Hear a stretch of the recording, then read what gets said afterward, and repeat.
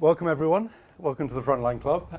In order of right to left, this is Matt Kennard. Matt and I have worked together. We know each other very well. He's an investigative journalist and the co-founder of an excellent website, which if you haven't been on it, you've got to go on it. Declassified UK. It comes out almost every single day with a punch to the face of the British military-industrial complex, and Matt's a stalwart in that. He's worked as a staff writer for the FT, author of 2 books, which are both excellent as well, Irregular Army, which I really recommend, which is investigating the degradation of the US military during the War on Terror, and The Racket, which investigates how the US rigs the global economy for the benefit of its elite, and they're both excellent. And Matt is a ferocious terrier of investigative journalism who you should follow on Twitter and all other platforms. Then, of course, Stella Assange, who needs little introduction, if anyone's been following this or out of a coma for the last few years. Stella's a human rights lawyer, born in South Africa, and joined Julian's legal team in 2011 when he resided at the Ecuadorian embassy. Since his arrest in April 2019, Julian has been kept under administrative detention in the UK's harshest, most surveilled prison, Belmarsh, as I'm sure you'll know. And although not convicted of a crime, Julian remains imprisoned still indefinitely while the US seeks his extradition to face a 175-year prison sentence. And he's accused of receiving and publishing documents from Chelsea Manning, which documented war crimes, extrajudicial killings, and civilian casualties during the US occupations of Iraq and Afghanistan. I'm sure everyone already knows that, but we're going to hear, hopefully, from Stella's own mouth of the current situation of Julian and the implications of what the state is doing to Julian. And I should also mention that Stella married Julian in March 2022, and they have 2 children together. And then next to me is Tim Dawson, the Deputy General Secretary of the International Federation for Journalists. For 20 years, he's written for the Sunday Times and was a section editor on that paper for a decade. He's been a member of the executive of the National Union of Journalists since the late 1990s and served as the union's president between 2016 and 2018. He regularly speaks at major public events, including recent meetings at the Palace of Westminster, the European Parliament, and the Trade Unions Congress, and was being interviewed. Was it by the BBC? It looked like BBC. No. It was an Egyptian channel. Oh, an Egyptian channel just before this, so in hot demand. My name is Ian Overton. I run a small organisation called Action on Armed Violence, and I investigate human rights abuses. And I think it was 5,030 days and 4 hours ago that I met Julian first sat there, which was the day that the Afghan war logs were leaked. I got a kind of a bleak message saying that somebody from Australia wanted to meet me at the Frontline Club, and I kind of knew it would be Julian because The Guardian had gone out full throttle with the Afghan war log story. And I met Julian here when I was the editor of the Bureau of Investigative Journalism. And we hatched a plan here that we would make all the broadcast films for the Iraq war logs. And that took up a good percentage of my life for a long while.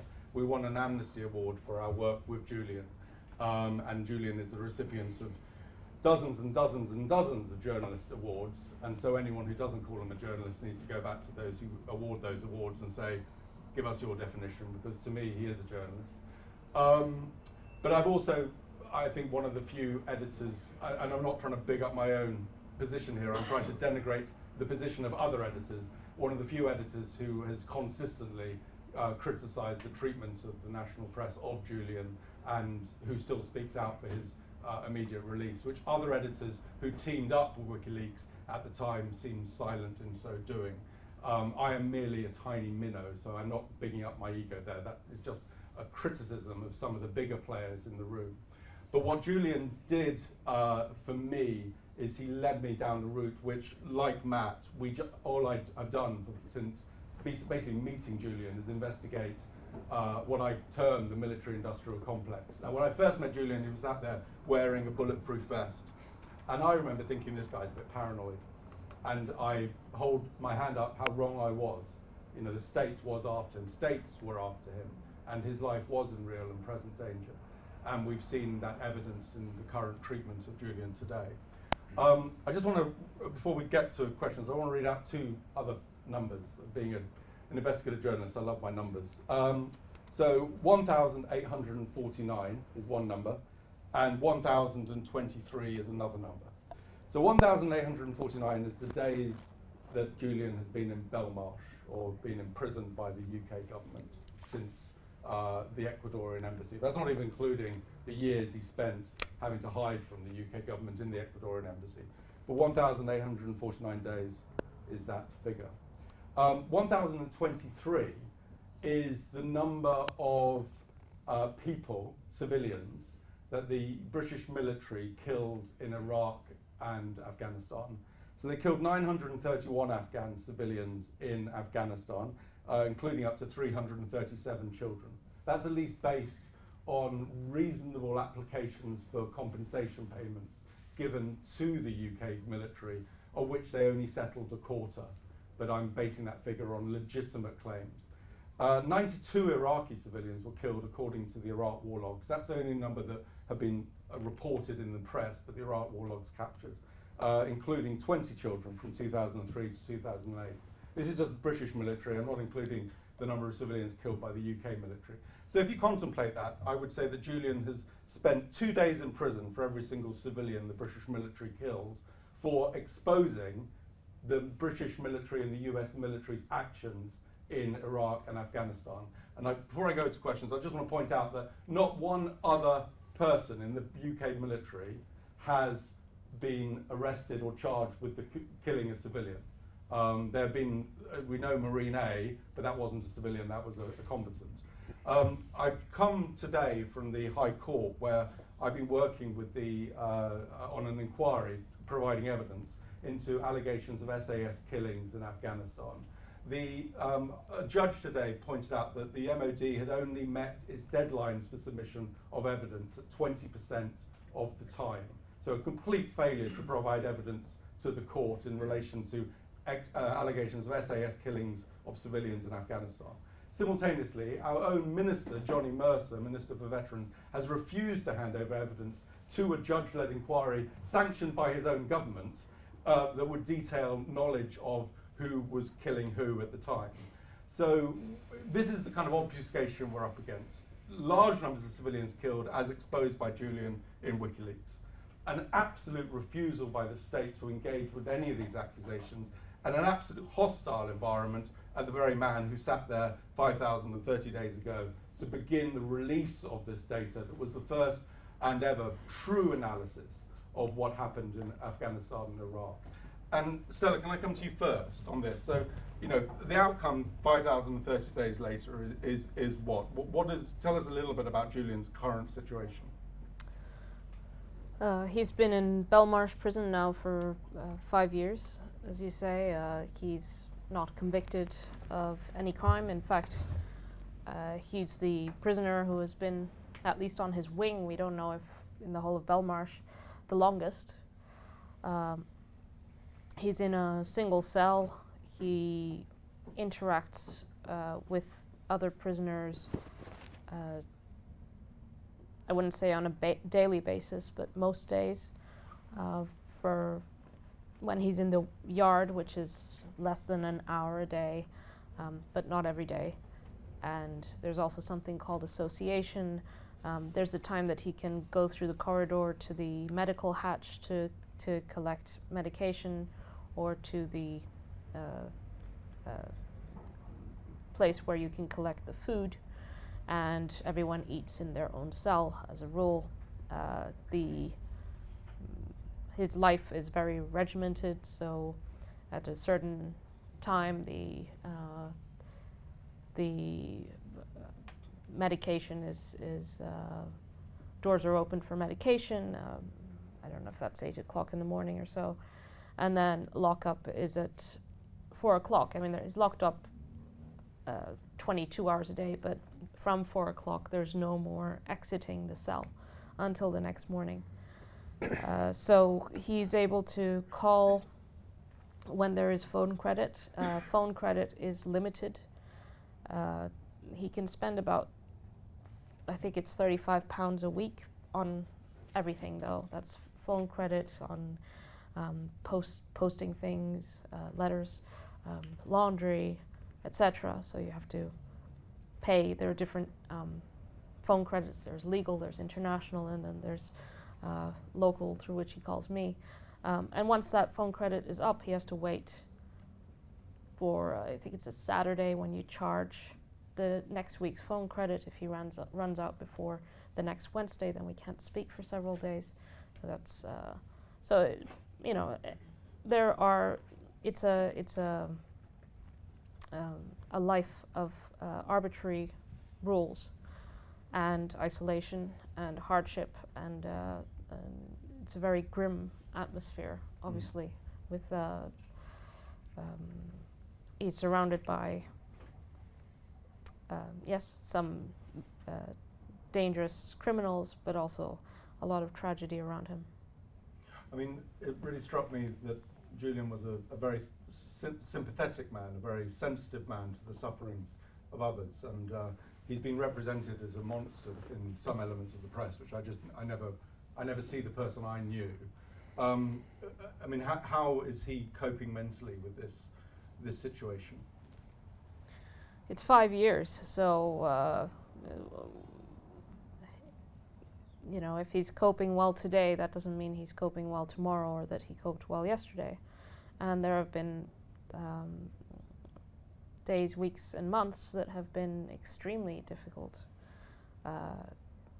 where he's been, for example, the first year he was there, he was in the medical wing, but it was, you know, that's just a misnomer, because healthcare, they call it, but there's inside Belmarsh, they call healthcare hell don't care.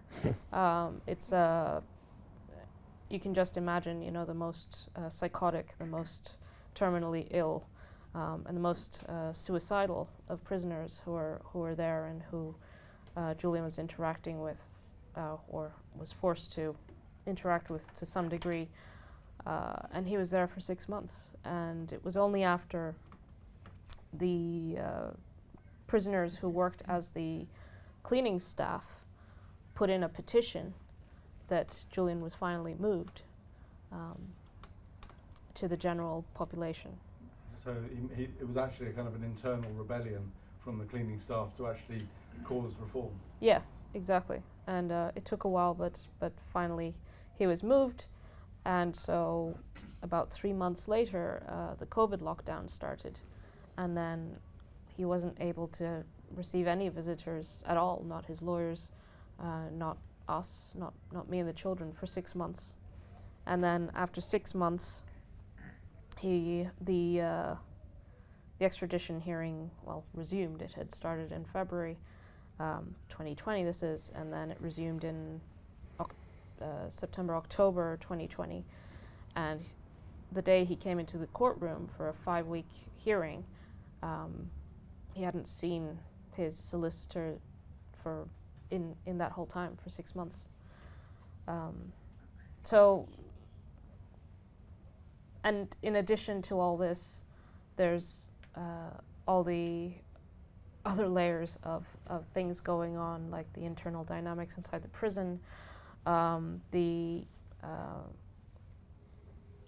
things that are happening outside the prison, close friends who have passed away, John Pilger most recently, but also Vivian Westwood, one of his oldest friends who committed suicide about 3 years ago, another a friend of his who was an inmate who hung himself in a cell on the same wing.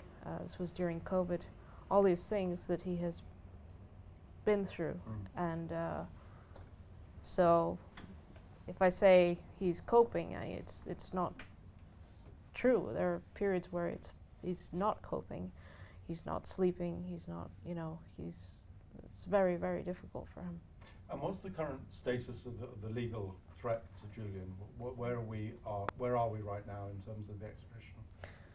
Well, the way I explain it is that he's one decision away from extradition, because the extradition case is, there are lots of twists and turns, there are unexpected twists and turns. So, for example, a few weeks ago, we were expecting one of two outcomes. One, either his request for permission to appeal was accepted, or it was rejected, and neither of these things happened. Instead, the High Court did something highly unusual, maybe even unprecedented, I'm not sure, in that they said, well, we're going to give provisional permission to appeal. And depending on how the US responds to this, he will either be able to appeal or that will be the end of it. So the High Court asked the US for so-called assurances in relation to two issues. One was the death penalty. Quite incredibly, the UK had not requested, the Home Secretary had not requested a standard assurance regarding the death penalty. So the court said, well, the US should issue one. And then in relation to Julian's ability to raise a defense under the First Amendment, which is freedom of expression, freedom of the press. So the US came back about, 2 weeks ago. And in relation to the First Amendment, it didn't even attempt to issue an assurance. In fact, the paragraph which was published by the New York Times published the actual diplomatic note. The paragraph that concerns the First Amendment doesn't even mention the word assurance, whereas the death penalty related one does say assurance. When the court asked for an assurance, they asked for an assurance that Julian would be able to rely on the First Amendment. What the US government did was say that he may seek to rely on the First Amendment. Of course, the response to that is he may seek to rely on a unicorn in court. That doesn't assure anything. It doesn't even constrain the US government from any argument. It's not saying, well, we'll not do this. It's just saying, well, he's free to say that he can, to argue that in court. So it's not an assurance from any perspective. The hearing at the UK court will be on the 20th of May. And of course, Julian should win this, but win it would mean just actually get permission to appeal, not that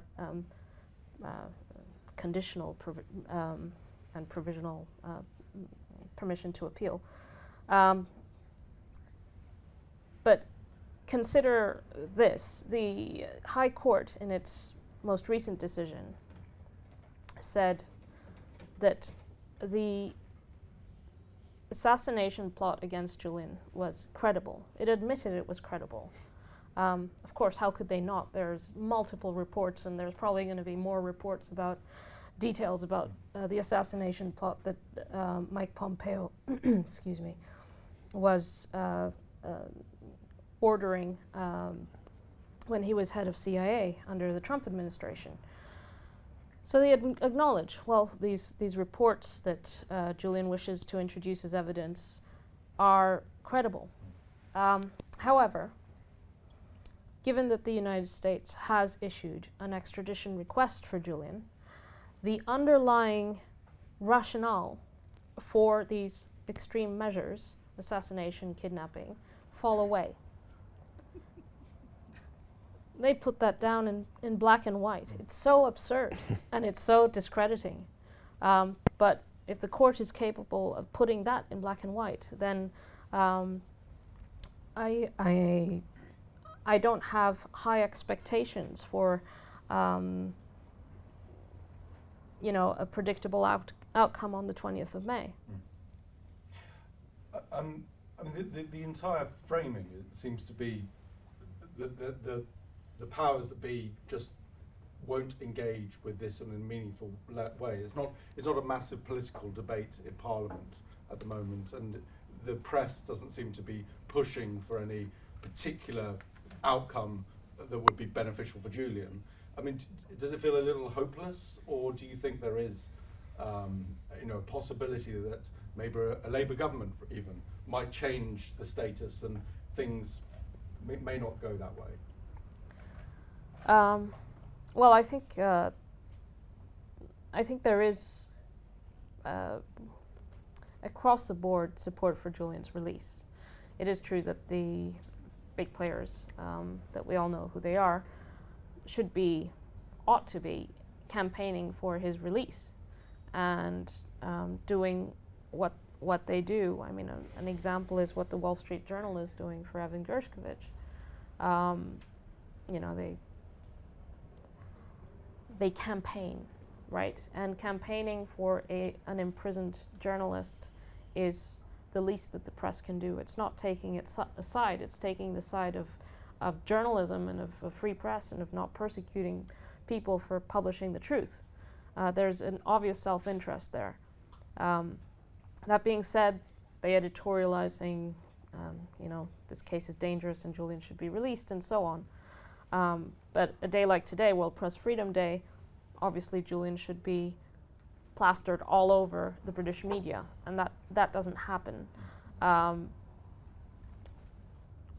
Why? Because I think because there are many, and I think it's down to some institutional dynamics, but also individuals who are complicit in Julian's persecution. I'd like to bring Tim in on this because I think it's an area that you would, I'm sure, have strong opinions on. But why do you think there is this sort of both a kind of a silence around campaigning for Julian, but also what the outcome of that failure to campaign for such a high-profile journalist means generally in terms of British press freedom? Well, I'm not sure that I would entirely follow Stella's analysis. I think, the trajectory here is that a significant part of the British media was highly involved in many of the cases which are currently, the subject of the extradition hearing, and through a kind of a fuck-up that's so bizarre. I do understand how it happened, but the release of all the material, which was not in Julian Assange's, it wasn't Julian Assange, it wasn't WikiLeaks, but it happens as a result of an incredible fuck-up, and the media partners, I think understandably, are kind of wrong-footed by that. So there is a moment when on the basis of a big misunderstanding, there is a sundering of the mainstream media and Julian/WikiLeaks, which is uncomfortable and not a good thing. I think that there has subsequently been quite a, in terms of editorially expressed positions, quite a significant return. And actually, most of the former media partners have long since made clear in editorials that they want to see Julian Assange released. What always surprises me is that a significant number of right-wing commentators like Peter Bourne and Andrew Neil very explicitly have made the case for Julian's release. Now, that doesn't really answer the question of why are they not putting his face, his head on the top of every masthead and saying, 1,000 days. And I think that is a reasonable question, but to an extent one has to understand that, the media is not a perfect reflection of society. The media is what it thinks will interest its readers, listeners and viewers tomorrow.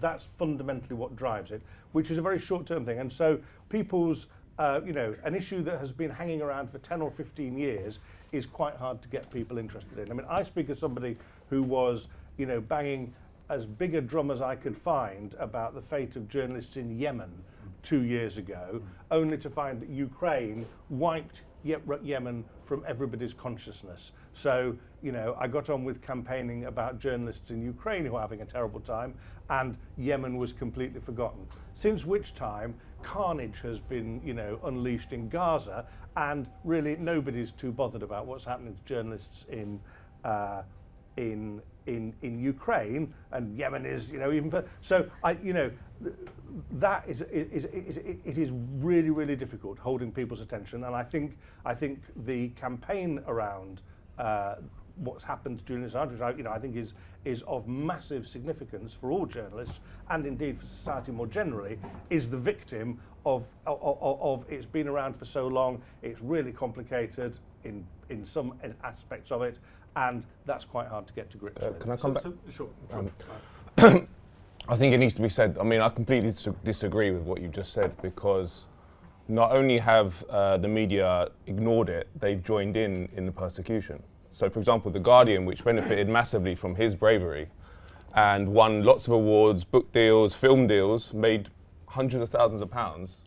In 2018, they ran a whole campaign that led to him being evicted from the Ecuadorian embassy. They did nothing to protect him, and they joined in and became the major vehicle through which the CIA and the UK state launched their information war. So those journalists are complicit because of that. They're also complicit because they haven't been campaigning. And it's not because they're focused on something else or they don't think their readers are listening. They are doing it because they don't see him as a journalist, and they see him. He exposed them. So Julian exposed the US empire, the British empire. He exposed the legal system. This is currently going on, as we've discussed. It's preposterous what's happened. You've got our judges, the highest judges in the land, have agreed to extradite a journalist to a country which is on record as plotting to assassinate him and spying on his privileged conversations with his lawyers. This is stuff out of Orwell.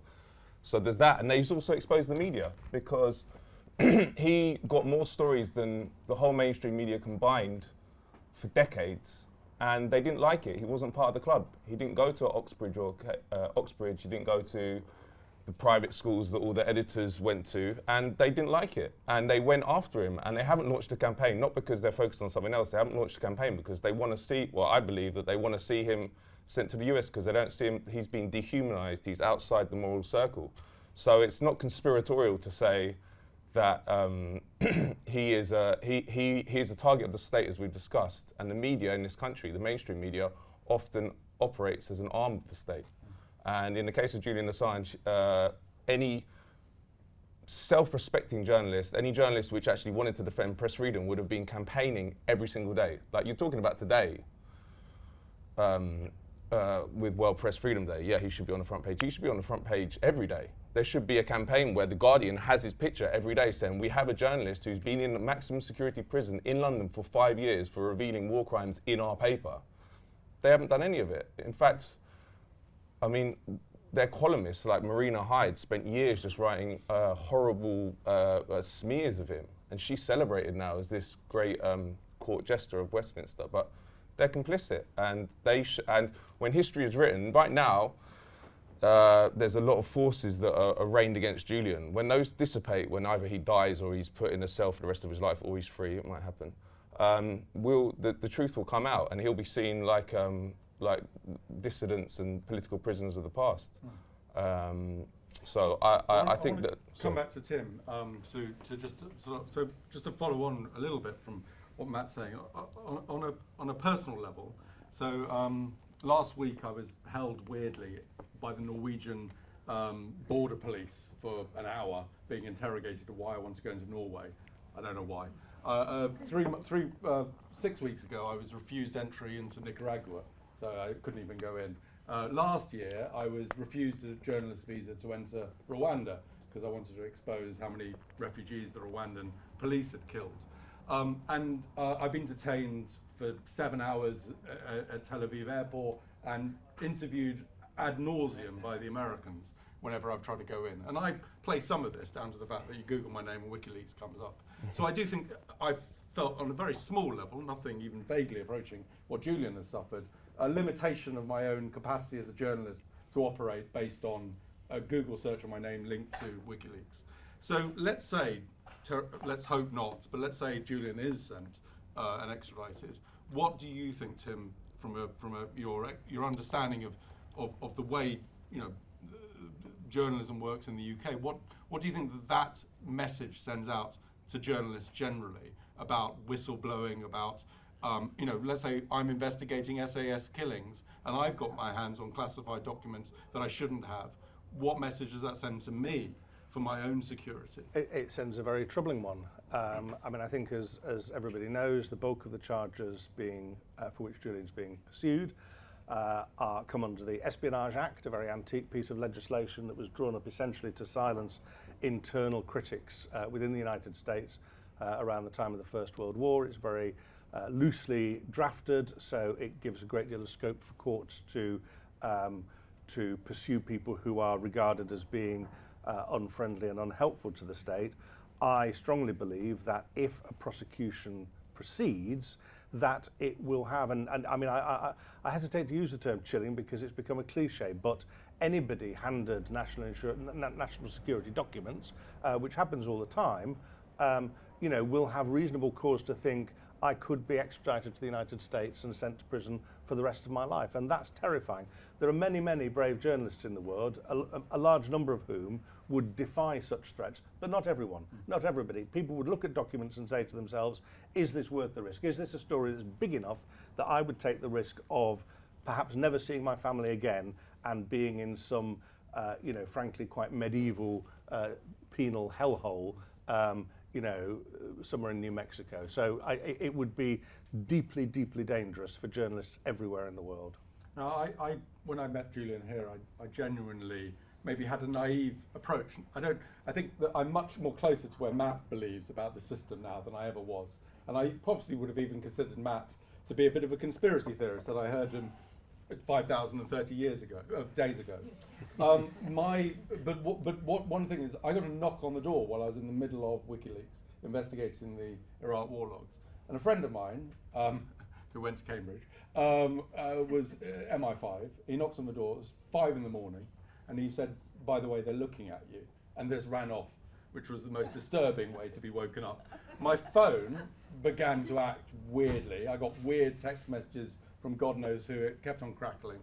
And my offices at the Bureau of Investigative Journalism were broken into 3 times during the WikiLeaks investigation. But we had stored everything remotely, and I don't think it really jeopardized anything. The irony was we were all for total revelation with redactions. On the redaction thing, I just want to say as well, I was in a meeting with Julian. It's a very clear representation. He agreed we would redact every single word in the Iraq war logs, and then we would only publish words that were in the top 100, I think it was the top 500 most used words in the English language dictionary, and then we'd unredact by hand the rest. So, unless you were called Colonel Table, you weren't going to be exposed. So I think that's very clear. We should be able to that. But on terms of surveillance, in terms of the long arm of the law, have you felt yourself under surveillance? Have you felt that there's been any impact, apart from the loss of your husband, in terms of access, but in terms of the state's own pressure on you? Yeah, especially when I was inside the embassy, that period was, there was, many of you will remember, a massive police presence outside the embassy. And there was the police that you could see, and there was also the police on the inside of the building. There was one at the concierge's desk that would write down every time I would come in or out. There was one on the inside stairwell next to the kitchen. That there was this sort of translucent window, and you could see the silhouette of the policeman. You could see the glow of his mobile phone through this window, and he was right there. And then, of course, the Ecuadorian government that became a proxy for the CIA, especially after Trump got in and Pompeo used a third party to hire the Spanish security company that was inside the embassy, without Ecuador knowing at the time, to spy on Julian, on his lawyers. They were the ones actually carrying out the operations inside the embassy and also outside, following me and others. And stealing documents both inside and outside the embassy when his lawyers were visiting, and so on. And we know all this because there have been actually a lot of whistleblowers in relation to all this. When Julian was first arrested, quite quickly after a couple of weeks, two of the people involved in the operation inside the embassy went initially to El País in Spain, which is, the kind of newspaper of record in Spain, and then to Spanish police to report themselves for having conducted clandestine operations against Julian, but also lawyers such as Baltasar Garzón, who is Spanish, and Aitor Martinez inside the embassy and outside the embassy, following Baltasar, for example, taking pictures of his home in Madrid, and pictures of him in the airport, and so on. So there was an elaborate spying operation, and that included instructions to obtain the DNA of our then 6-month-old baby, because obviously I wasn't, hadn't gone public, with my relationship with Julian, or the fact that we had a child. And obviously the security company inside the embassy suspected, but they didn't have confirmation, so they got the instruction from the United States to obtain a DNA sample by stealing a nappy. They also had recording devices installed, cameras with concealed recording, audio recording installed throughout the embassy. I mean, this was 2017. We're at 2024 at the time. That was kind of very high tech, and we were assured that there were no microphones because we asked why the upgrade. He said there were no microphones, and it was just, but it was clear just the general dynamic, the way the cameras proliferated inside the embassy, whereas the security company wasn't that interested in what was happening outside the embassy anymore. So this story came out in Spain with, I think, 3 whistleblowers in the end, plus about dozens of other security guards who were working inside the embassy, who have given their testimony to a Spanish judge, and there's going to be a trial possibly later this year, against the head of that security company, who had very close ties to the Americans, and would travel to Las Vegas and Virginia to transport the hard drives through which he had collected all this information. We know this because we have the material of the hard drives, because the Spanish police raided the security company in Spain, and then so that came out already in 2019, shortly after his arrest. And then the other investigation, which was conducted independently and by 3 national security journalists based in Washington, D.C., and they had over 30 sources, and they revealed the kind of planning side of this operation. So you had the implementation, which was a security company, and then you had the planning, which was CIA headquarters. And these sources confirmed that Pompeo was completely obsessed with WikiLeaks, because WikiLeaks had published the biggest leak in CIA history, Vault 7, and that Pompeo had made it his personal mission to not only take down WikiLeaks, but silence Julian, imprisoning him or even killing him. And in that sense, one shouldn't think that, oh well, this was crazy Pompeo and he didn't, achieve his goal. Putting Julian in prison was part of Pompeo's goal. It was also potentially to kidnap or rendition or even kill him. But that part of the CIA operation was carried out. A smear campaign was carried out with the help of The Guardian amongst others, that published uncritical reports that were completely fabricated, including as a front page story. And they went after Julian. And when he was at the lowest point of public support, that's when they entered the embassy and arrested him. Well, I want to slightly shift a little bit, because I think being World Press Freedom Day, we've obviously looked at the terrible precedent that could be set, or the current situation of the assaults on quality journalism. But I also want to take World Press Freedom Day as a day of celebrating what happens when press is free. One of the things that happened when I began working with Julian is I began to circulate into a world that I think Matt's always had a very clear vision of what that world is. And as I said, I had to be uneducated to a degree of what, I believed in certain, I just didn't believe that the British military, etc., would do something that it did do, and it's taken me a long time to get round to that. And one of the people I met on that journey was Chris Woods.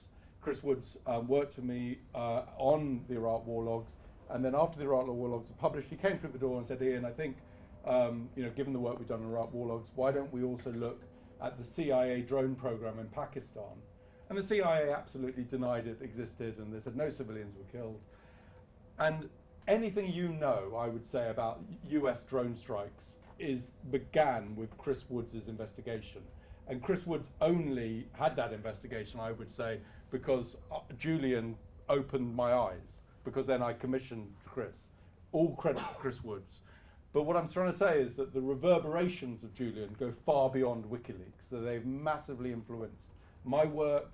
The SAS allegations of extrajudicial killings comes out of a Panorama investigation where Hannah O'Grady was deeply influenced by that kind of WikiLeaks zeal.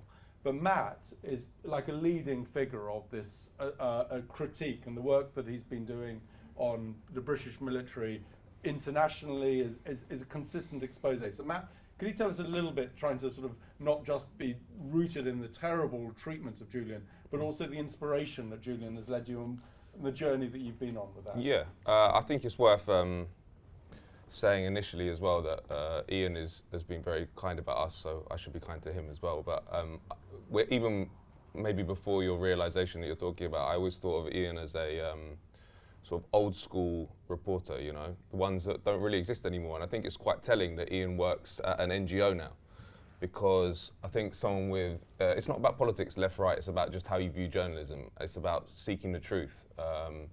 And I think that reporters like Ian, who were willing to take risks, to do sort of innovative, creative stings to get information, they've kind of been pushed out of the media now. It's happened in a very insidious way. But Ian's head of Action on Nonviolence, which does great work, but it's not in another time he would have been editor of a newspaper.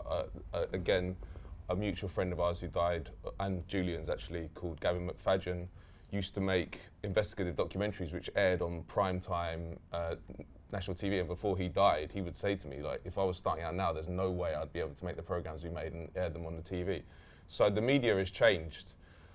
At the same time, advances in technology have allowed independent media outside of the mainstream, which has got more constricted, and that's what we did at Declassified. I mean, it's definitely inspired by WikiLeaks. It's a different model. We sort of do old school journalism in the sense that we don't bulk publish stuff, and because I used to work at the FT, I founded it with Mark Curtis, the historian. And we sort of always thought of it as like, we want the FT style, like very stringent with facts, rigorous, which the FT is, but without the propaganda, without the framing, the establishment framing that you get in the FT and other mainstream newspapers. So, and it's been a pretty interesting journey, because, again, to go back to what you're saying about the state and what it does when it's actually has adversarial reporters go up against it, they don't know how to react. So within a year, we'd been blacklisted by the Ministry of Defence. Yeah. So tell us a little bit about so that. At that time we were, because we had no money at the start, we didn't have money to make a website. So we published on a website in South Africa called the Daily Maverick, which everyone thought was really weird, because the URL was like .co.za or something. So, and it was like, it's a big website in South Africa, but it's not global in that sense. So, but they were scared enough by us actually doing stories mainly about the British role in the war in Yemen, which was at the time the worst humanitarian crisis in the world. Awful.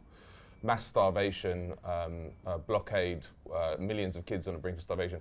And we did a lot of different stories about that. And then actually, the thing that triggered it was there was a British soldier called Ahmed al-Batati who did a protest outside the MOD in his full fatigues. He was an active duty soldier against the war in Yemen. And he was arrested by military police, taken inside. We interviewed him actually subsequent to that, and he said that the way he knew the UK role in Yemen was through declassified, which was quite an amazing, one of those things. It's quite hard to know when you're having an impact because it's intangible, but that was a very specific case of that. But anyway, after that, my colleague Phil Miller, who is a brilliant reporter, he called up the MOD and asked for a comment about what had happened to Ahmed. And the guy said, "Oh, sorry, we don't deal with your publication anymore." And Phil, being a diligent reporter, was recording it. And this guy obviously thought, like, it's not going to be a big deal. But for some reason, because the mainstream ignore us all the time, but for some reason it got picked up by, I can't remember who, Index on Censorship maybe, or someone, and it resulted in a Council of Europe Press Freedom Alert Level 2. And then got in the mainstream media. And then Ben Wallace, the Defence Secretary, had to make a statement in the House of Commons, and so he said, "I'm ordering an inquiry." And then he ordered an inquiry, which was done by Tony Blair's former spokesman. And it was, this again is a window into how the media system works. It was an amazing report in that it was good. It interviewed loads of people, what happened, why were they blacklisted. And it's up on the government website, anyone can read it now. And not one word about it has ever been written in the mainstream media about this report. This is a blacklisting by the Ministry of Defence of independent media. And it read like something out of, I don't want to overdo it. It wasn't like out of Pinochet's Chile, but it was like, they were saying things like, this is a hostile organisation, we shouldn't talk to them, like internally. And there was lots of people that weren't named, anonymous figures that I don't know if they were military intelligence or what. But anyway, it was a worry. Any reporter in a free press would be worried about that. And it seems there are two themes here, isn't yeah. there? There's a one theme, which is the way in which the state engages with critical journalists. Yeah. And I'll give you an example. I called up the Department for Trade the other day. I found out that their new executive, the new chief scientist, Professor Julia Sutcliffe, was recently the chief advisor for BAE Systems. And I've asked to what degree Julia Sutcliffe has been instrumental in UK arms exports to Israel, because obviously BAE Systems is massively profiting from this. The press officer wrote back to me and said, "We're not dealing with you because you run a charity." So I had to send him, like, these are all of my bylines, my 2 books, my, endless bylines, and now they've ghosted me. So there's that intangible push. There's the other push, which is, you have a strong story. I exposed the other day, the BAE Systems in the last 10 years has exported arms to 82 countries around the world. Our largest UK producer exported to 82 countries around the world. Now that's the sort of thing will come out declassified. Yeah. Does anyone else pick it up? Not a sausage. Yeah. And you give these to The Guardian, you give these to Sunday Times as a freebie. Have my story. This has taken 6 months to find, and there's just no interest. So tell us about, we hear about the hostile environment from government. Yeah. What about the silence of the British press? Do you know what? That has been the main revelation that I've taken away from. We've been doing Declassified for 5 years now, and I've read about different propaganda techniques or systems and how they work in a quote unquote free press. And for me, it's just the major way that the population is brainwashed in this country, in the US, and probably in other European countries, I'm not sure because I don't know the media so well, but is propaganda by omission. They just leave out, they don't do it through explicit lying like you'd get in Pravda or other like sort of directly state-run institutions, but they leave out any information you need to have a real tolerable understanding of how the world works and Britain's role within it in terms of the media here.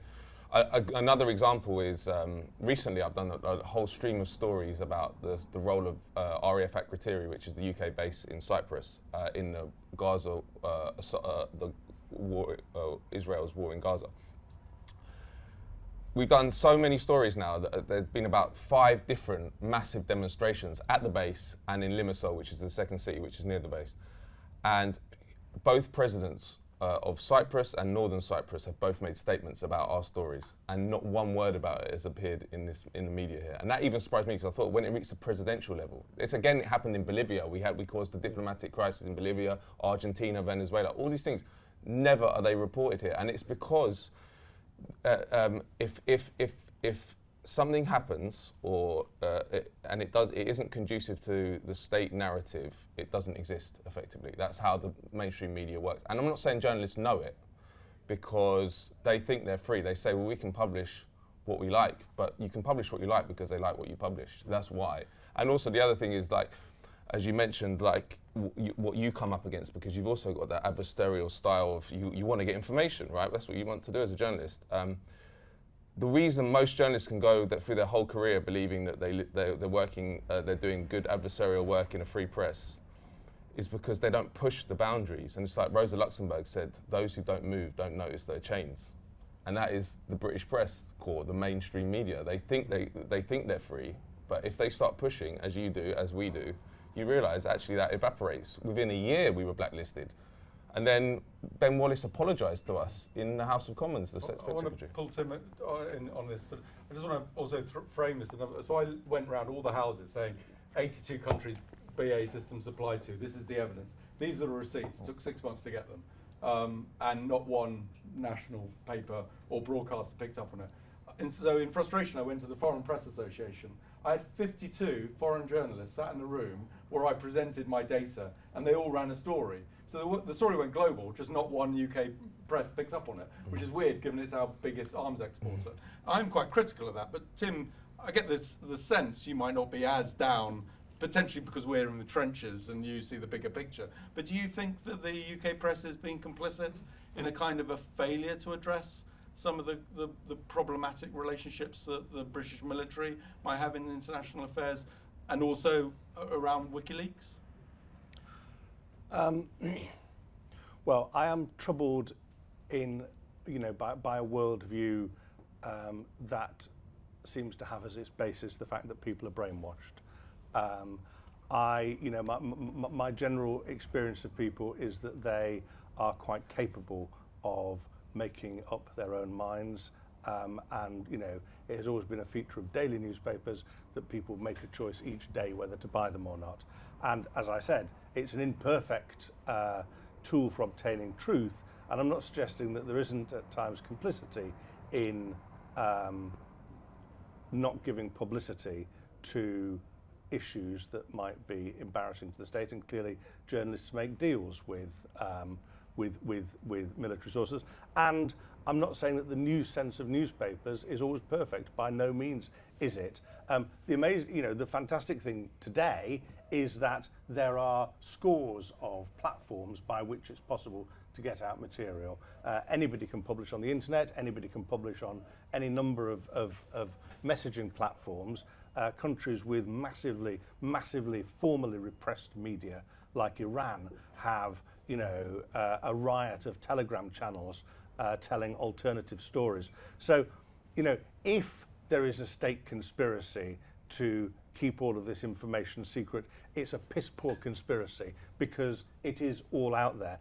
It might be more satisfactory to those who want these stories to get more traction, for it also to appear in the radically declining national media. But I would suggest that they're doing quite a good job of getting stuff out on the multitude of other platforms that exist. I mean, of course, I probably I have a more sort of pragmatic view that sometimes my stories don't land simply because somebody goes, yeah, it's a bit boring, and actually I've got a more interesting story about something else, and actually there's a sort of a rather, when you get into the nitty-gritty of evidence, you have to then detail it in a meaningful way that requires a certain sort of form of engagement by the reader, which is potentially being lost in an age of quick swiping through everything. And actually the complexity of, we had thousands upon thousands upon thousands of lines of data in WikiLeaks we had to go through to find the evidence. Strangely, when we came across, so I said, well, what are people interested in? Type in dog.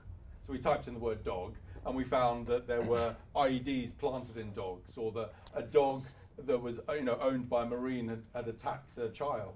And I thought, okay, people have an association with dogs. Dogs get, trend on Twitter or whatever. Let's write about these. And it was about trying to find interesting narratives into the detail. But strangely, some of the most disturbing things in the WikiLeaks just weren't. It didn't land. And I remember sitting on a panel with Finkelstein, the FT columnist, who said there was nothing new in WikiLeaks. And I almost fell off the panel. I actually swore, I think, and I was told not to swear on panels. But but this idea of, it's easy, I think, to get into a spiral and go, it's just the dumbing down. But Stella, before we throw to questions, where do you sit on this spectrum between this is a bit more intentional, that there's a kind of a black hole of not reporting on something, and a bit more that actually let 1,000 voices bloom, Julian's voice will be heard in the panoply? I think both things are true. I think the media, the legacy media, they intentionally don't report some things, and I think it might be because you're showing them up. Why didn't the Guardian or the Times or whatever focus on that base in Cyprus and continue to ignore it? Well, are they going to say that Declassified broke the story?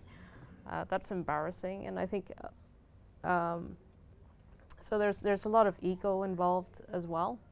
But you must have detailed the misreporting around Julian. I remember I was interviewed for 2 hours by the New Yorker, and one flippant comment I made was the fact that Julian never took off his bulletproof vest and his leather jacket. And the reporter said, well, was it smelly? And I said, I didn't get close enough to smell him. He never took it off. That's all I said. That's the only thing they used from my 2-hour interview, that he wore this. And they said, smelly leather jacket. And I never confirmed it was smelly. But it was an interesting exercise in 2 hours of me praising the man. And they took that one throwaway comment about a persistent bulletproof vest. So you must obviously know the distance between what is reported and what the reality is. Are you finding still that there's massive amounts of misreporting? Yes, there's a mountain of misreporting that has to be refuted and is refuted, and even after being refuted, it still comes back. And I'm not going to repeat it. That's another thing. Like if you say what these things are, then they stick in all your minds, course, and yeah, they're not even true. So that's I find it quite incredible that even after the British courts have heard uncontested evidence from witnesses who were there, who were not a part of WikiLeaks, independent people who are swearing under oath as to what they experienced in the U.S., saying, well, we have nothing to say to that. Still, you see all these falsehoods repeated about Julian and the way WikiLeaks worked, and published this material. So, what will undo that? There are already multiple books written. I see it as just, it's positional.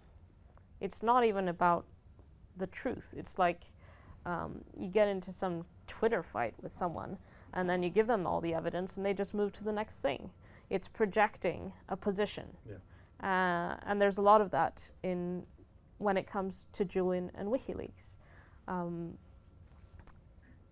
that's quite useful, actually, because then you understand quickly who is projecting a position, doesn't care about the evidence. And there's a lot of that, unfortunately. Then they say, well, no matter what you think about Julian or what WikiLeaks did, and all that those statements are so charged. and they contain all these lies. But then they say, well, but he should be released. And as Julian's, voice in the campaign for his freedom, I have to engage with all sides, all parties, including, there has to be a critical mass of support for Julian to be released, including people who say a lot of misrepresentative things about Julian. And I have to have this, I can't antagonize everyone I would like to antagonize, because, the priority has to be Julian's freedom. But yes, I see it all the time. Can I? Yeah, sure. Just on the Julian case and what I'm talking about, propaganda by omission, an interesting case is what Stella mentioned about the over 30 former senior US officials went on the record to 3 investigative journalists in Washington to say the CIA wanted blood. They drew sketches to assassinate Julian Assange in the heart of London. Okay, if you had a functioning media, that would be one of the biggest scandals in history. You have a foreign intelligence agency, which is supposed to be an ally, plotting to assassinate a journalist in London because they don't like his reporting. That's never been reported by the BBC, ever. The only part of the BBC which has ever reported that is BBC Somali. So the only consumers of BBC. Now, I don't think, we can debate why that is, but that's not conspiracy theory. What I just said is a fact. And to go back to what Tim was saying about brainwashing and the way, I'm not saying that journalists are told, there's no conspiracy between the state and the journalists. That's the beauty of the system. They don't need to be told what to do. They do it by reflex because they've been gone through enough stages of the doctrinal system that they believe the right things and they think the right things. It's not like an Iranian system or a Soviet Russian system. The beauty is, and I've worked for the FT for a while, and the beauty of it is, and there are good reporters at the FT and other places, but the beauty of it is that people replicate the state narrative without even realizing they're doing it, and certain things are not sayable. And the Julian Assange case is maybe the most emblematic example of that, because it's not just the CIA plot. We at Declassified, this is why I think the mainstream media is complicit in his persecution, because at Declassified we've done more than anyone. In fact, the mainstream media's done zero in the UK investigations of the legal process. The legal process has been completely irregular and corrupted from the start. I'll just give you one example. That we've got literally dozens of articles on Declassified. I tell people to look. But one example is that the judge who green-lighted his extradition to the US overruled the lower court decision. So Chief Justice Sir Ian Burnett, who's the most powerful judge in England and Wales, he is a 40-year good friend of the minister, the Tory minister Alan Duncan, who orchestrated Assange's arrest. A clear conflict of interest. Now, we published that story. It did okay in terms of our readers would have seen it, but no one in the general population will know that. And if that had been published in The Guardian, it might have actually changed the case. So I think in that situation, if they're ignoring the stories and failing to investigate clear conflicts of interest, clear corruption in a case of this importance, then they're complicit.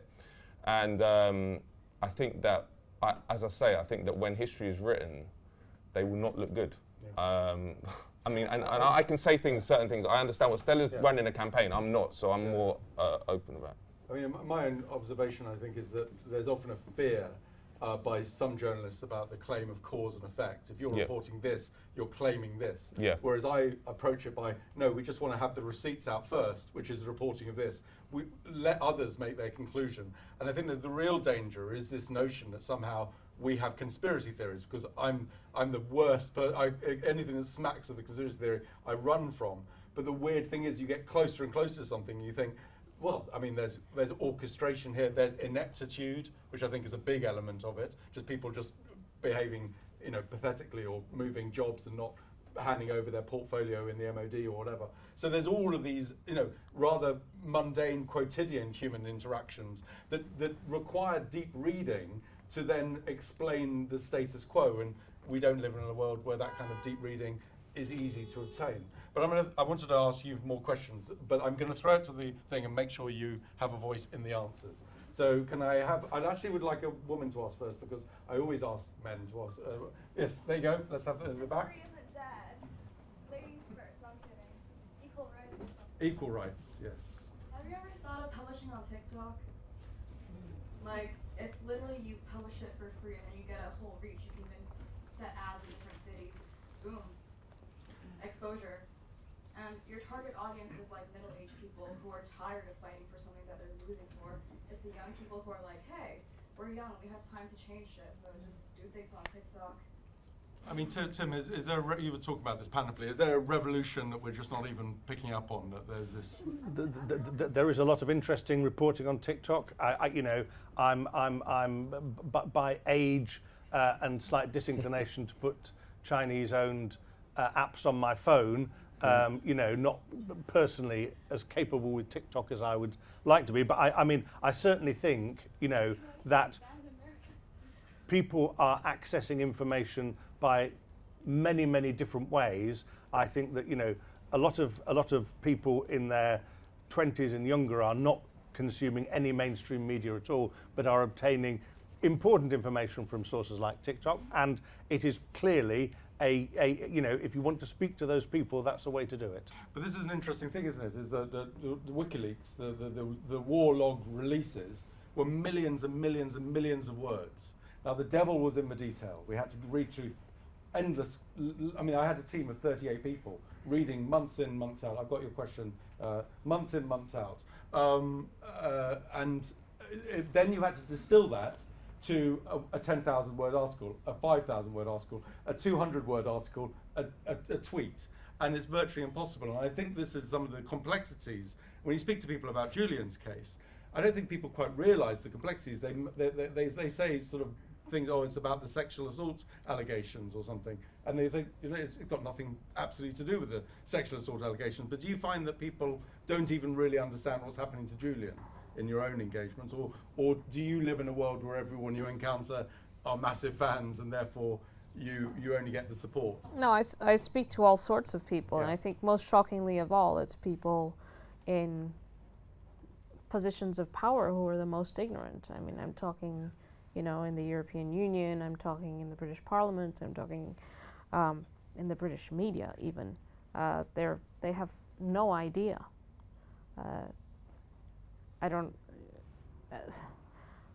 I usually start with, like the UN Special Rapporteur on Torture, the UN Special Rapporteur on Freedom of Expression, the Committee to Protect Journalists, like the subject experts. They have already stated their denunciation of this case, Amnesty and so on.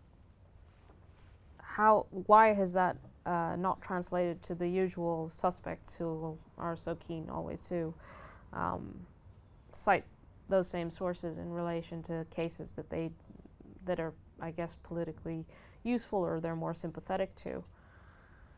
I don't have an answer. I think it's, again, I come down to, I didn't want this day to be about media bashing, but like if there had been a better job done by those who have the reach, and of course those who have the reach can determine where the interest is. You can shoehorn a story in if you want the public to understand it. You can, especially online. It doesn't take up ink, pages, advertising space. It can be done if there's a will. In terms of the question about TikTok and so on, I mean, as far as the campaign is concerned, we do use different media, social media platforms. Maybe not all, but it's hard. I primarily still use Twitter, X, because there's a lot of, because the people I think have a bearing on Julian's freedom are there. Not that mobilizing the youth isn't important. Of course it is, but the ones who are actually holding him are tuned into Twitter. I think there's something also which I've often sort of contemplated, is what Julian represented with WikiLeaks was this mass opening of data, was mass access to the hidden secrets.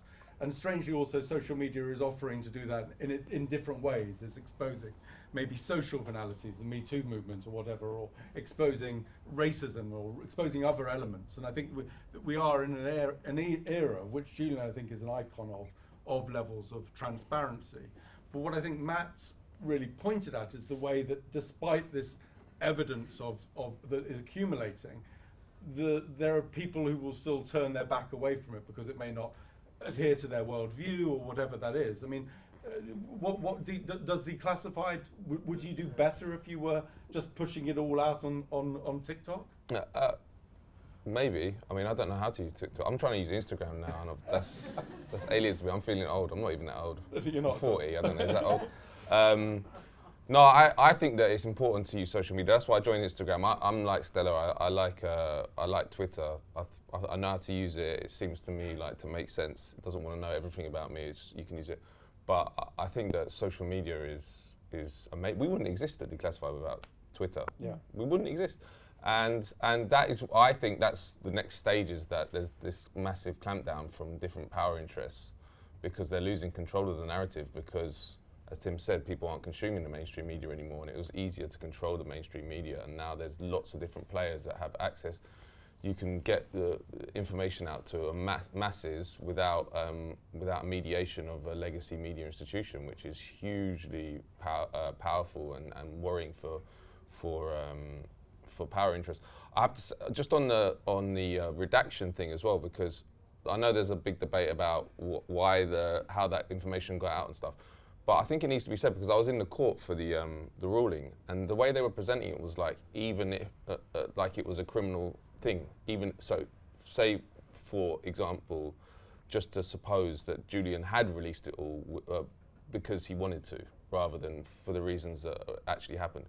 That isn't a crime. He didn't sign an Official Secrets Act. There's no law that you can't publish the name of a MI5 officer or whatever. There is no law like that unless you've signed the Official Secrets Act. So what they're trying to do with the prosecution of Julian Assange is to redefine what journalism is, and it's very insidious because all these norms are being established. If they send him off, then it will be a death knell for any kind of investigative journalism. Another thing is, I would say everyone should read the US indictment, because large parts of it are just about redefining journalism.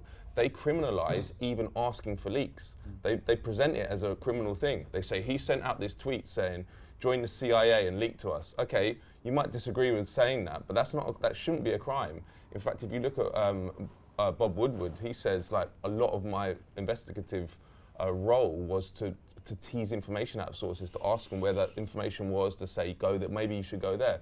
Like the indictment of Assange is all about criminalizing that. And I think that is a reaction to the age of the internet and the age of the mass diffusion of information, which Assange is, as you say, is an iconic figure.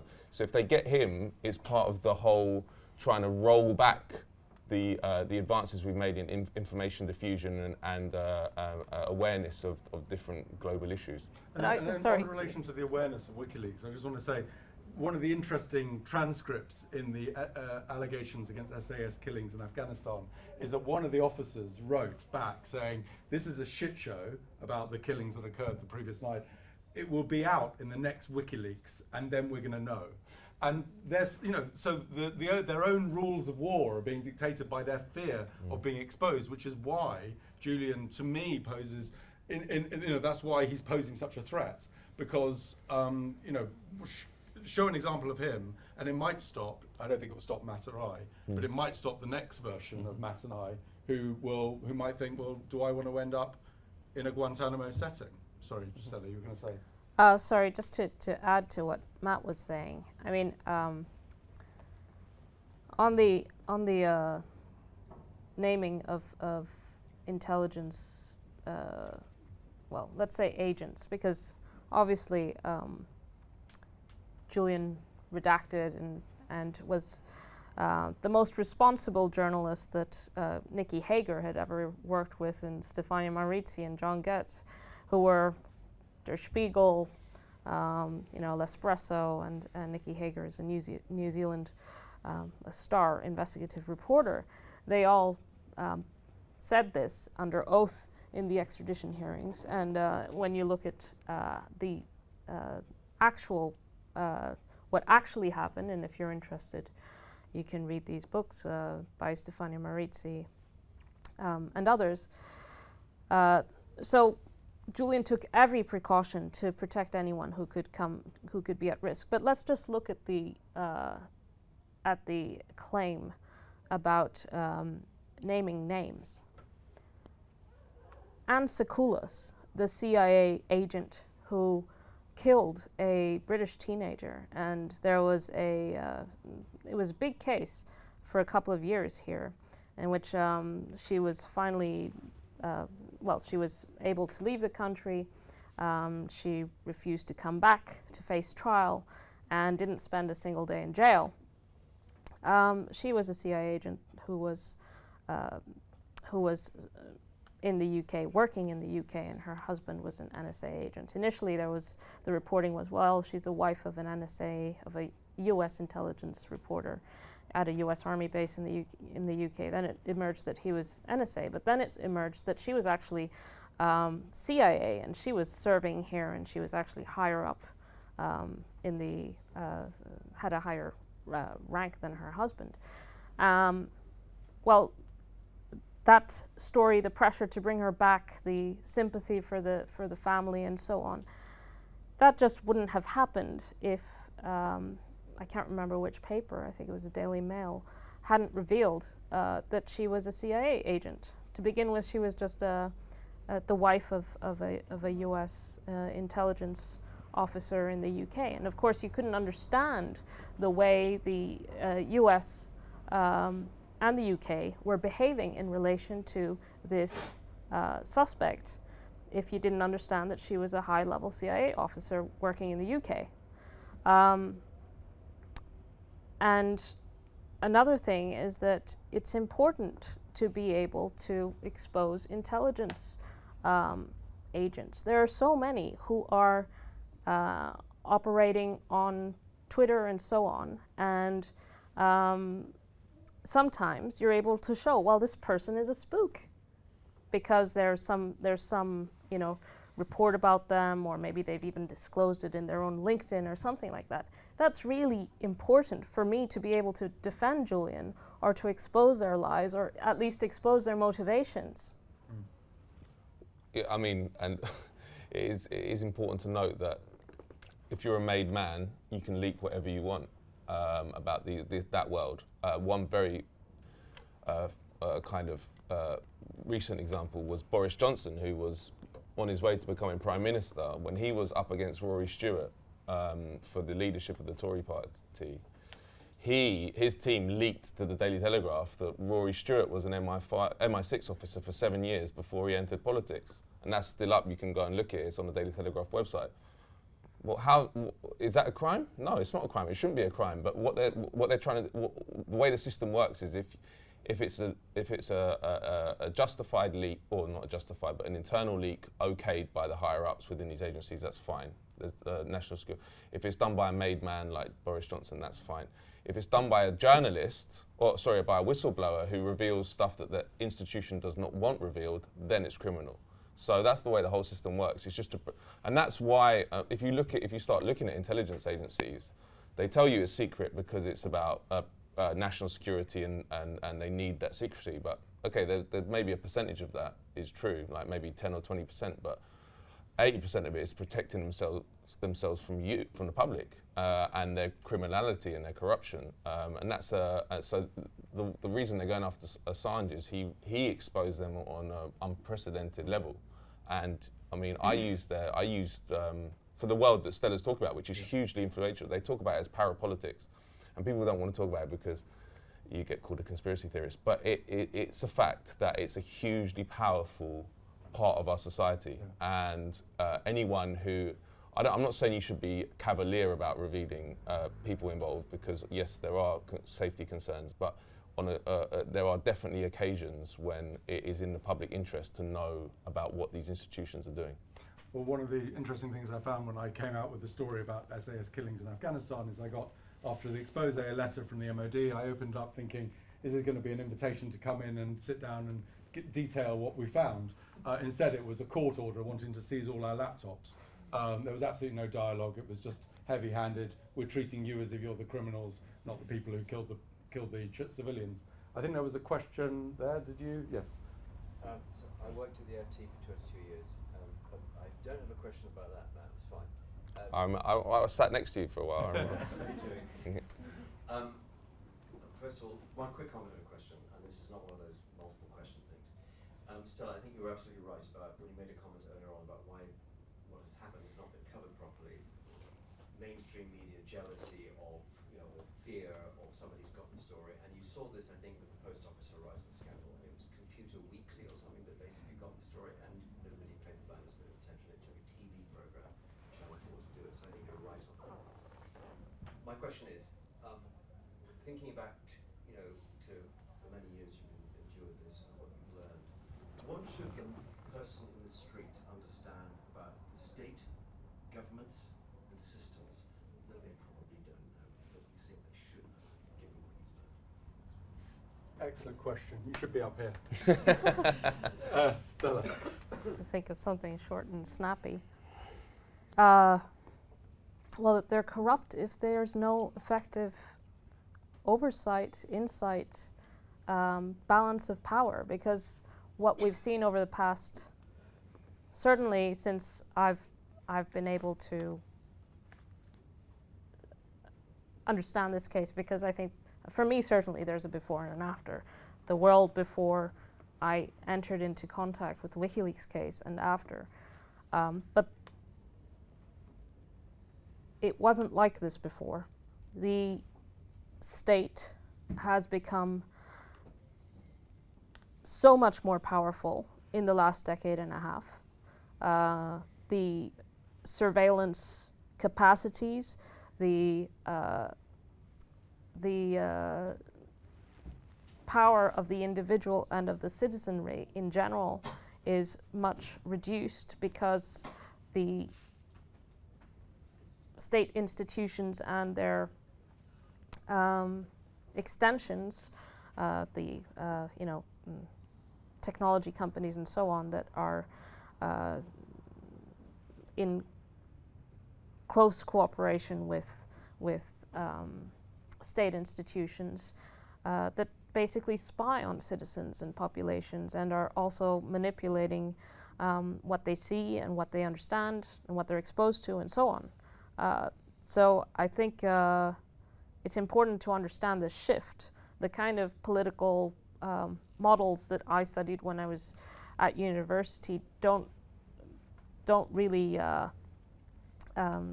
correspond to the current distribution of power in society, because we are transparent. Unless you're, trained in privacy and computer security, and even then, I mean, if you have a mobile phone, it's over, practically.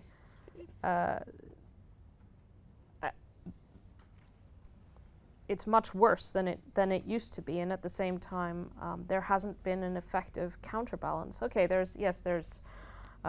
are these social media companies that are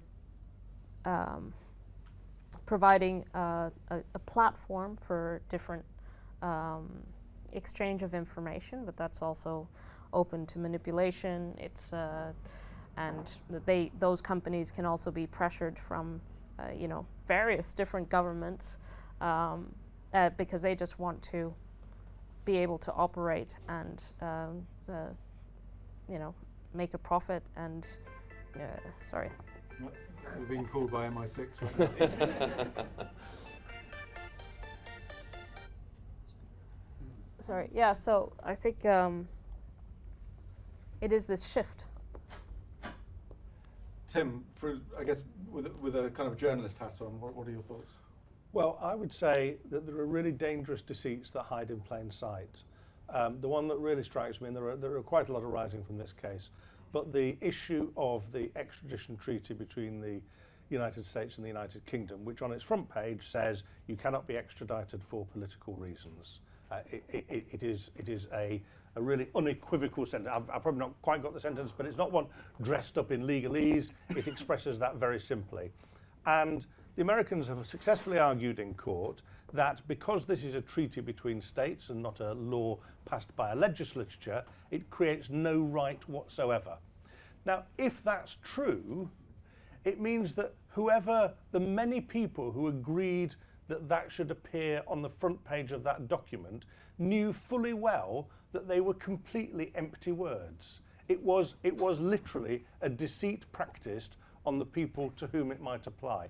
Now that strikes me as a really dangerous erosion of the most basic kind of trust. I mean, there are so many issues from this case that ought to be major scandals, but that alone, that our government signed a treaty that had words on it that were literally meaningless about something genuinely important that could affect, well, certainly one individual's life and death, but many people's life and death, that really troubles me, and I think it's the kind of behaviour on the part of governments that erodes trust at the most fundamental level in democracy.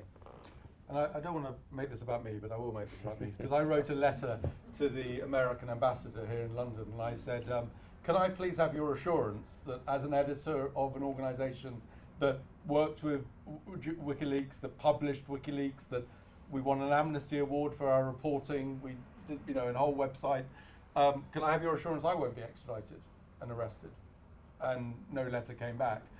Lots of plentiful interrogations at Washington Dulles Airport, but no assurance. So I genuinely, if Julian is extradited, I genuinely have no assurance I won't be. And on a personal level, that's not, I don't think that's an irrational position to hold, because where does it end?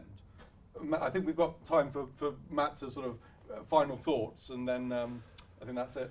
Yeah, where does it end? I think that this case is the most important press freedom case maybe ever, because we're at a turning point in world history, and a lot of that turning point rests and rides on the decision that is made. Because, in my opinion, if they get Assange, the levees will break, and all our freedoms will be washed away. It will start with press freedom, but they'll keep going. The power doesn't work by just saying, okay, we got him, that's great, we shut up shop. They use that precedent to go after more people. They get more and more momentum. So, and this is why I feel sometimes like I'm living in like a George Orwell novel, because feeling like I do about how important this case is, to see the lack of interest or awareness of this case in the general population here, because this jurisdiction is the most important one in the world for saving his life and saving press freedom globally. And I think that is the fault of the media, because Stella was saying earlier she talks to lots of different people about it. I don't know if she gets this reaction, but I talk to some people who I don't know, who aren't political, and they're like, what, is he still in Belmarsh? Like, everyone in England should know we have a political prisoner who has been in a maximum security prison in our country for 5 years for exposing war crimes, some of the worst war crimes of the period. So I don't know how it's going to end, because there's part of me thinks the US doesn't want the circus of him arriving there, because it will be so embarrassing. It's already embarrassing for them around the world, because as I say, no one really knows about it here, but if you go to somewhere like Latin America, like, he's a hero. And the president, like Lula, when he came to London, was asked about it. The president of Mexico talks about it pretty much every press conference he ever does. He puts it up. He's offered asylum to Assange. So, like, there's an awareness in the global South of the importance of this case and the symbolism of Assange as this freedom of information hero. And this is not a left-right issue. This is just about truth and freedom. So I don't know if they want him to arrive in an orange jumpsuit and that image to go around the world. But then another part of me, and I think I've come down on this side actually, is that Washington is run by the CIA effectively, and he has pissed off people that don't take no for an answer. and they don't care about the fallout. And actually, I interviewed recently John Kiriakou, the CIA whistleblower, who blew the whistle on CIA torture, and he effectively said this to me. He was saying that the CIA, this prosecution is not Biden, Trump, the DOJ. It's not about them. The CIA is guiding this whole thing, and I don't think they'll let go. But if you want a crumb of optimism, yeah, please. 30 former CIA officers spoke to Yahoo. Yeah. Now that is a significant level of dissent. That's true. Who knows? There might be 160 who didn't, but that's a lot of people to risk their pensions, to risk their reputations, to expose something that they clearly thought was wrong. And Pompeo did. All those sources were genuine. I mean, I read that article. I think 30 people. How sure can I be that 30 real people really said that? As you a newsman, have you got an answer on that? I haven't spoken to the people who wrote that story, but I've got no reason to think that they falsified it. I can't think why they would. Some are named as well. Bill Burns, who was appointed, Kiriakou said when Bill Burns was appointed, actually, this is really good for Julian because he's a career diplomat, and I asked him about that. He said, yeah, I was wrong about that. He said, either Bill Burns isn't making these decisions or he's been told stuff that has flipped him. So, but you might be right. I don't know. And also, I have to say, look, obviously Trump is a massive danger to the world, in my opinion. An awful human being and awful politics. But the way that this case is seen globally, he does have some constituency amongst Trump supporters. So it might be that Trump only does stuff that's in his interest, but it might be in his interest if he wins the election to pardon him, because apparently it was very close. You know, when he left last time, he was very, very close to pardoning him. Apparently, him and Snowden, and the CIA said, look, you will never be president again if you pardon Assange. And he said, okay, I won't do it. I'll just say that Pompeo himself confirmed it because he called on all the sources to be prosecuted under the Espionage Act. So can I just, and with Stella, next step, you know, I'm sure a lot of people here want to lend support in whatever way they can. What ways can they, and are there any significant dates on the horizon that people should be putting in their diaries? Yes, the 20th of May, we want, for those who can be present, to show up in front of the court from 8:30 in the morning. I expect a decision the same day. And as I said, if it's a decision against Julian, then that's the end of the road here. He will try to apply to the European Court of Human Rights. That's no guarantee. I mean, I think it's pretty obvious that they should issue an injunction on the UK, a Rule 39 order, not to extradite him while they consider the case. But this is a case where highly unusual things happen, right? And so a massive presence outside court is important for a political case like this. Other than that, there are, if you're in a position to contribute to Julian's legal fund, there's also a fund for the campaign.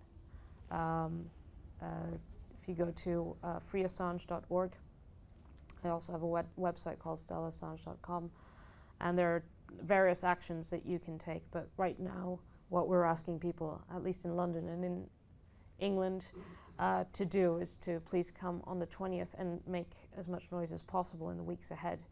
And obviously, also stay engaged, read the books about the case. And this is, it's not just, you know, of extraordinary importance, but it also is a case that exposes a lot about the British justice system, the UK media, and so on. So I think it's got a broader interest beyond saving Julian's life, but of course, primarily, Julian should never be extradited, and his life depends on being freed. Absolutely. Please join hands thanking Matt, Stella, and Tim for your time.